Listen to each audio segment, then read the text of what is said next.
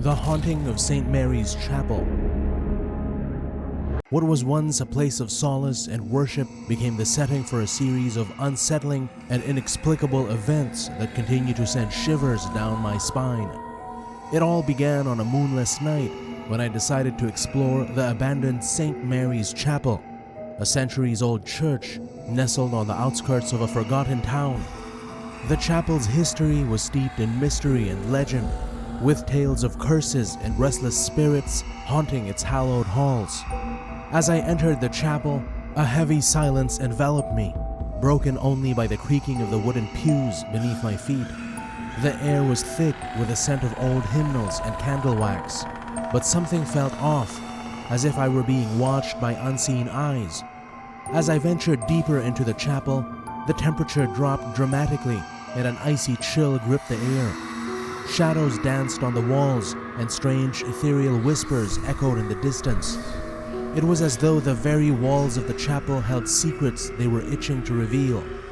In the dim candlelight, I stumbled upon a crypt hidden beneath the chapel's altar.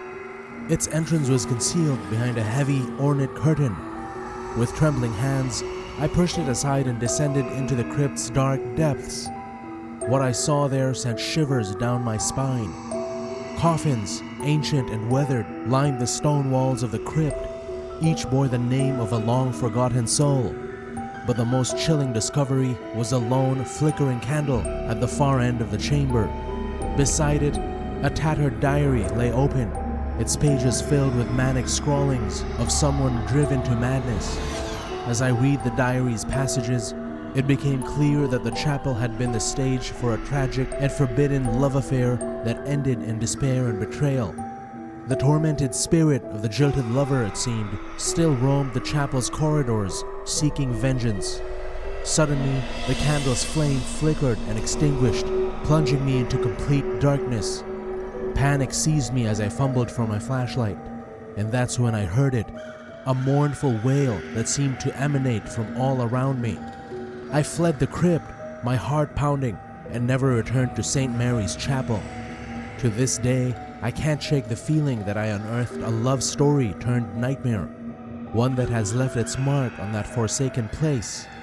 The haunting of St. Mary's Chapel remains an unsolved mystery, a testament to the darkness that can lurk even within the holiest of places. If you ever find yourself near a centuries-old chapel, remember that some secrets are best left undisturbed, for you never know what restless spirits might be lurking in the shadows, waiting for their tale to be told.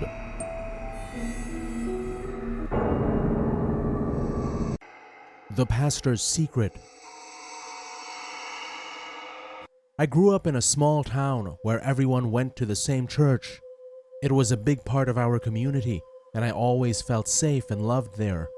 But one day, everything changed. I was 12 years old when I started to hear rumors about our pastor. People were saying that he was doing inappropriate things with some of the young girls in the church. I didn't believe it at first, but then I started to see things for myself. One day, I was walking home from school when I saw the pastor coming out of a motel room with one of the older girls from the church. They were both laughing and holding hands. I was so shocked that I couldn't move. I just stood there and watched them get into his car and drive away. I didn't tell anyone what I had seen at first. I was afraid that no one would believe me, and I was also afraid of what the pastor might do to me. But then, I started to hear other girls talking about similar experiences. They had all seen the pastor doing inappropriate things, and they were all scared. We decided to tell our parents what was happening, but they didn't believe us. They said that the pastor was a good man and that we were making it up. We were so disappointed and felt deeply betrayed, but we didn't know what to do. Finally, one of the girls decided to go to the police. The police investigated and they found enough evidence to arrest the pastor. He was charged with multiple counts of sexual assaults. The pastor's trial was a huge scandal in our town. Everyone was talking about it. It was hard to believe that a man of God could do such terrible things. In the end, the pastor was found guilty and sentenced to prison, but the damage had already been done. Many of the girls who had been abused were struggling to cope with the trauma. Some of them even left the church. I'm telling you this story because I want you to know that it's okay to speak up if you're being abused. You don't have to suffer in silence. There are people who can help you. If you or someone you know is being abused, please reach out to a trusted adult or call the National Sexual Assault Hotline at 800-656-4673. Remember, you are not alone.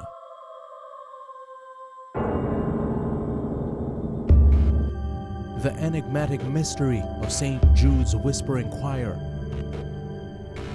This eerie tale unfolds in the quiet town of Ravenswood, nestled deep within the heart of the American Midwest. St. Jude's Church, a centuries-old sanctuary, was known for its captivating architecture and the remarkable Whispering Choir, a hidden gem concealed within the church's sacred walls. The Whispering Choir was named for its unique acoustics, where even the faintest whisper would carry to the farthest corners of the room. Little did the townfolks know, this extraordinary feature held a secret far more sinister. One cold and foggy evening, curiosity led me to explore the abandoned church. Armed with a flashlight and an unshakable sense of intrigue, I ventured into the Whispering Choir. The room was dimly lit, the air thick with a strange, almost palpable energy. As I stepped into the worn wooden floor, my whispers took on an eerie resonance, echoing back at me with an otherworldly quality. It was as if the very walls of the choir were listening, absorbing every sound and syllable. But there was something else, something unnatural. I heard faint, haunting melodies that seemed to emanate from nowhere and everywhere at once. Melancholic voices, almost spectral in nature, sang haunting hymns that I couldn't place. Panic set in as I realized I was alone in the choir, yet surrounded by an invisible choir of the dead. In the dim light, I caught glimpses of shadowy figures, their forms wavering in and out of focus. They appeared as they were mourning, their ghostly visages twisted in anguish. I dared not speak aloud, but my heart raced, and a cold sweat dripped down my brow. As I retreated, I stumbled upon a hidden alcove beneath the choir's grand altar. There, I found a peculiar diary, its pages filled with ramblings of someone consumed by a malevolent force. The author wrote of a dark ritual that had taken place in the Whispering Choir, a ceremony to summon otherworldly beings and gain forbidden knowledge. In a panic, I left the church, clutching the diary and vowing never to return. The haunting melodies and tormented whispers continued to echo in my mind, and I couldn't shake the feeling that I had stumbled upon something beyond human comprehension. To this day, the mystery of St. Jude's Whispering Choir remains unsolved, a testament to the inexplicable and sinister forces that can lurk within the sacred.